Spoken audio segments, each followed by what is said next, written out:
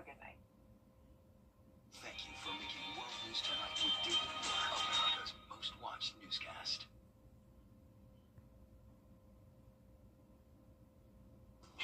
Right now on News Channel 672, local fire chiefs have been arrested by SLED, the latest on the investigation. And South Carolina state leaders pushing for a Medicaid expansion. We'll tell you why as your News at 7 starts now. Live from Television Park, this is WJBF News Channel 6 at 7. Good evening, everyone. I'm Dee Griffin. Thanks so much for joining us. Coverage you can count on begins with two former Wagner fire chiefs facing charges. Mark Redd and David Watson were booked into the Aiken County Detention Center this morning. They have been released on bond. Graham Lee has the details. Former fire chiefs Mark Redd and David Watson have left this department within the last 2 years after what some call turmoil and investigations into overtime within the department by SLED. After going through the booking process Tuesday morning, they've now been released on bond. Warrants accuse Joseph Mark Redd of using a Town of Wagner bank account as his own.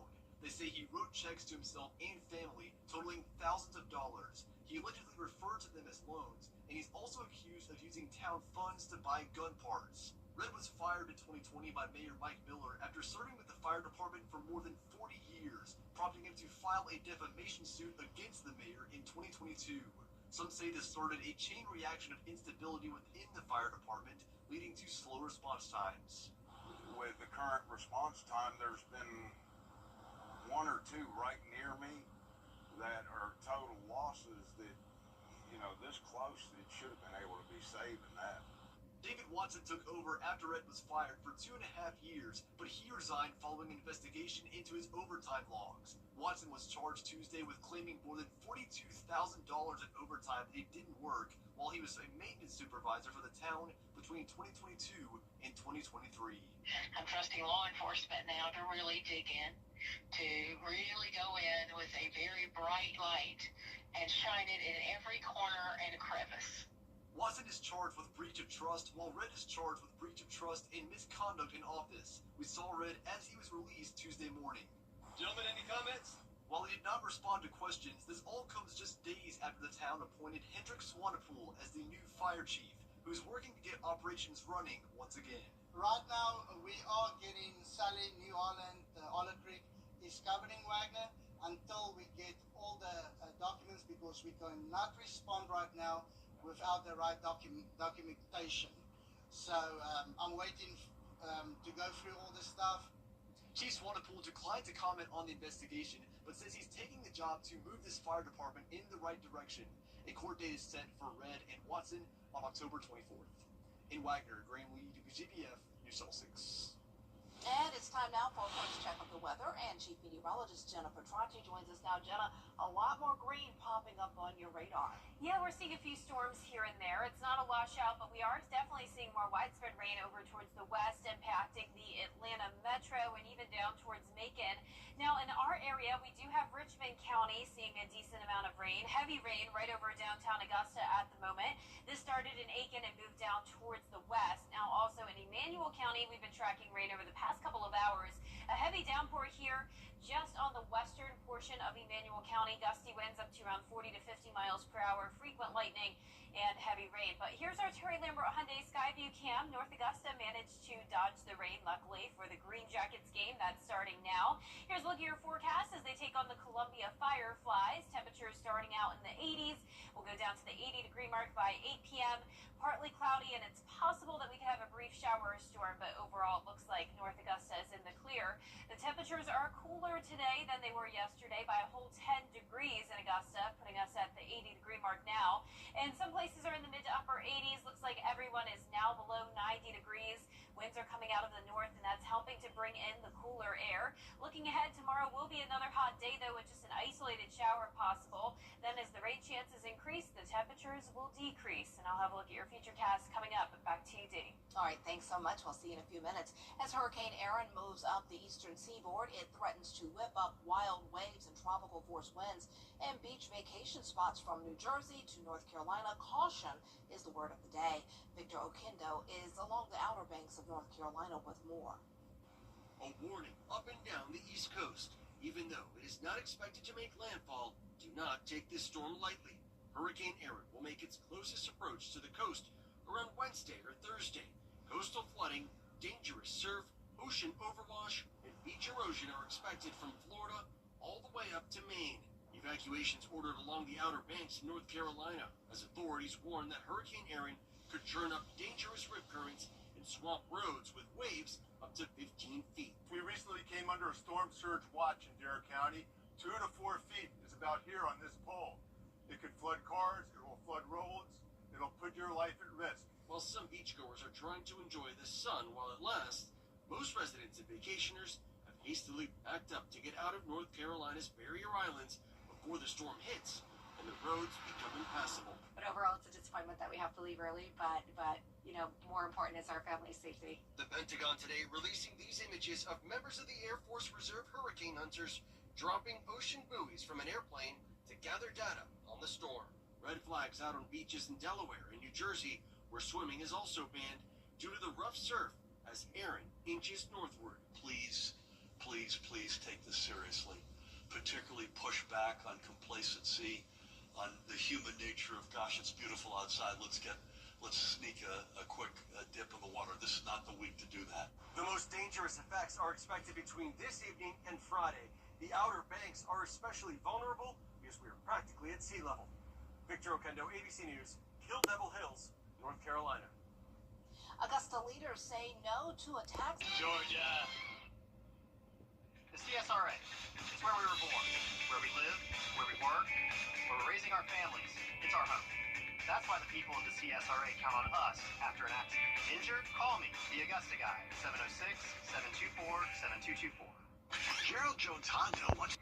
We'll see more sunshine tomorrow along with hotter temperatures, but then a big cool down with some rain is on the way. I'll have your full Viper 6 forecast after this break.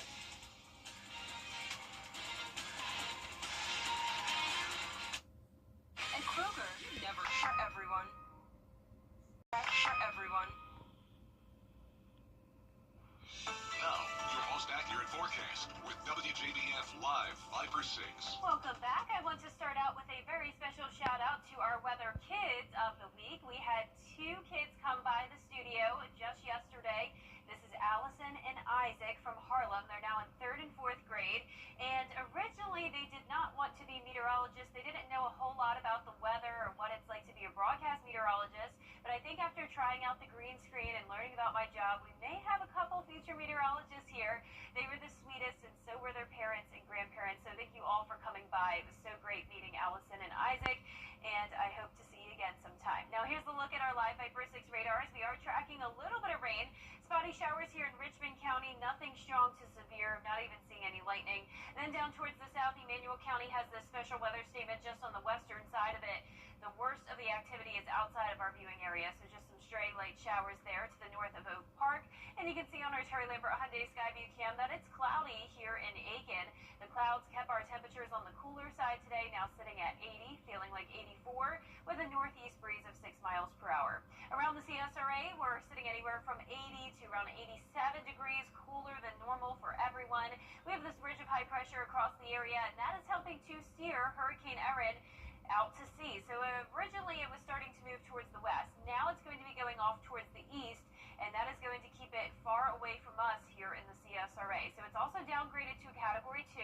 You can see that as we get towards Thursday, that's when it will really start to take that turn off towards the east. Now with its close proximity though to the North Carolina coastline, we will have some rough impacts there. But here in the South Carolina and Georgia beaches, we're expecting some dangerous rip currents. We have a small craft advisory. The seas are going to be rough out there throughout the week, especially tomorrow and Thursday. But you can see the wind gusts will not be an issue here for South Carolina, really only up to around 20, maybe 30 miles per hour. But as you go further towards the north, off the coast of North Carolina, especially around the Outer Banks, that's where there could be tropical storm force wind gusts. And that's why there are tropical storm warnings and watches in effect for parts of North Carolina. So we're not seeing this for our beaches closer to home. Now for tomorrow, it would be a great day to be by the pool, as it will be a hotter day with sunshine getting to 92 in the afternoon. You can see our futurecast tonight just showing a few more spotty showers, nothing widespread. We'll have a dry start to our Wednesday, but then once we get into the afternoon, I'm keeping just that 10% chance of rain, but definitely not a whole lot of coverage here. And as we go into our Wednesday night and Thursday morning, we'll have a dry start to the day, but we'll see a few more storms start to develop Thursday afternoon. Still not expecting severe weather or any flooding concerns. So that's what we're expecting over the next couple of days. But once we get to Friday, we're going to have this stationary front across the area, and high pressure will be building in from the north. This will put us in the wedge setup, which means cooler temperatures along with cloud cover and rain. And it does look like it could be a washout Friday, Saturday, maybe even into Sunday. But once this cold front passes through, that's going to drop our temperatures from 93 on Thursday to 83 on Saturday. And below normal temperatures are expected to stick around throughout the rest of August, along with some drier air moving in. So higher or lower dew points are expected all the way down into the 50s. So if you like the fall weather, this is something to look forward to. Our 10-day forecast is showing nice sunny days next Monday and Tuesday with those lower rain chances.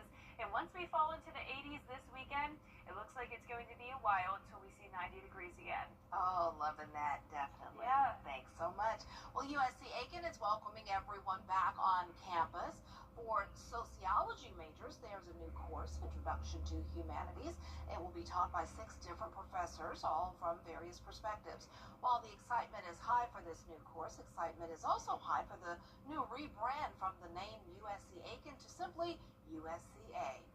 I'm excited for our rebranding. We have these cool new t-shirts, and of course on Saturday we have a nice function downtown Aiken where we get to show the brand out to the community. So I'm really excited about that because that's brand new. It's been years since we've had a rebrand.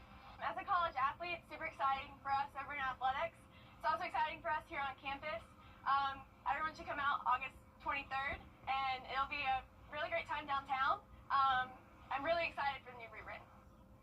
This weekend, there's a big event to celebrate that change. It'll be on Newberry Street in downtown Aiken.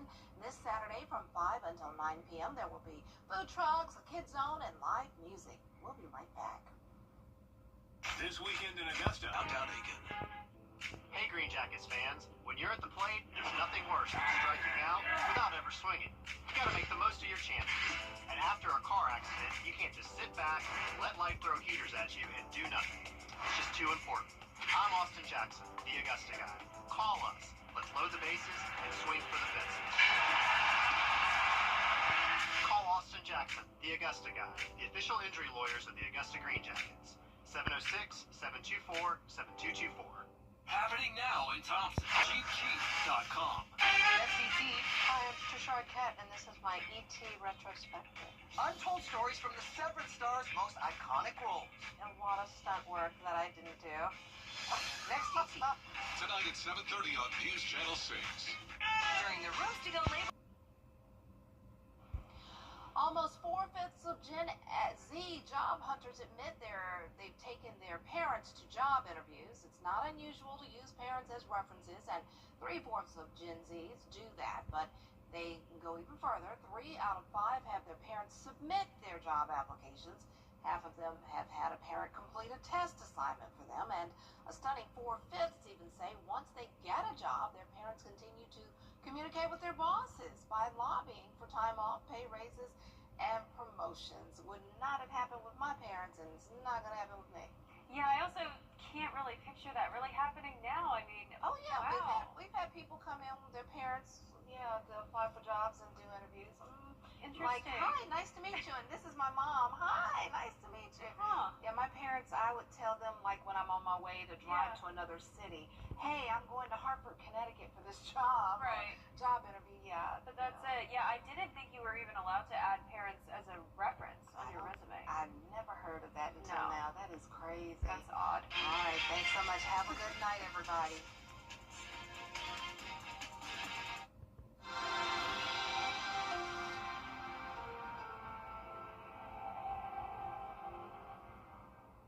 A car wreck can happen in a snap, but did you know you can get your case started immediately by going to MikeCostelloLawFirm.com? That's MikeCostelloLawFirm.com to get your case started today. Hi, I'm Gunnar Stockton.